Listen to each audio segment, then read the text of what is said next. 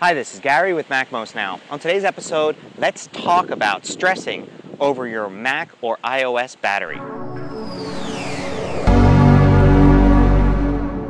So I'm in beautiful Maui, where there's not much stress, having a great vacation, and it makes me think about all the questions I get where people are stressing about things, like their batteries. So I get this question a lot. I get people asking me what's the best way, the very best way to take care of their battery in, say, their iPhone, their iPad, or their MacBook.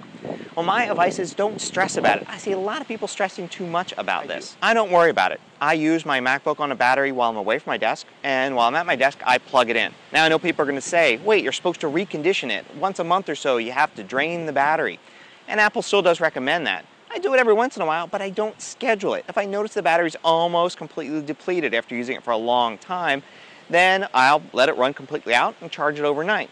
But I just let it happen. I don't schedule it, I don't stress about it.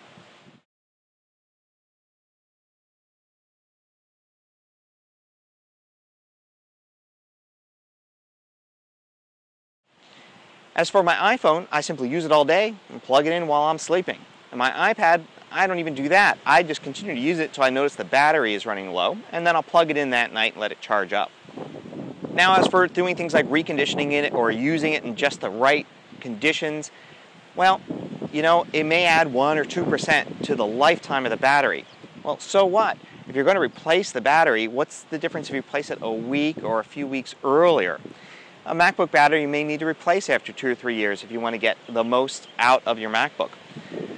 And an iOS battery, well, if you're not going to upgrade your iPhone every year like I do, well, you may need to actually go in for a replacement. But it's just like a car. You need maintenance. You're going to have to change the oil. You're going to have to get new tires every once in a while.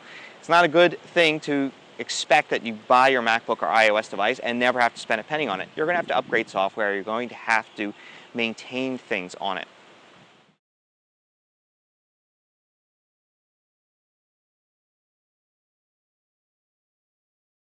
Now, there are a lot of myths out there.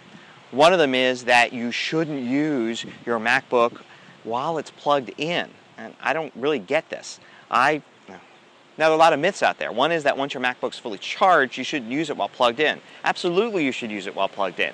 For instance, if you're working for a while at your desk, leave it plugged in. The battery won't overcharge, and this way you're not running down the battery cycle while you're using it sitting at your desk. Whenever I'm at my desk, my MacBook is plugged in and getting power from the wall. And I use the battery when I'm away, like sitting on the sofa or out of the house. So the important thing to remember is these devices, they're all meant to take stress away from us, make things easier for us. And when you start stressing about them, about how you use the battery, well, that's working against that. Don't stress about it. Just use it as you want to use it. Let the battery worry about itself. There's a lot of software and bits of hardware in your devices that handle the battery. Let them do their thing. So I encourage you all to live a more stress-free life and not worry so much about the batteries in your Apple devices. From Maui, this is Gary with MacMost Now.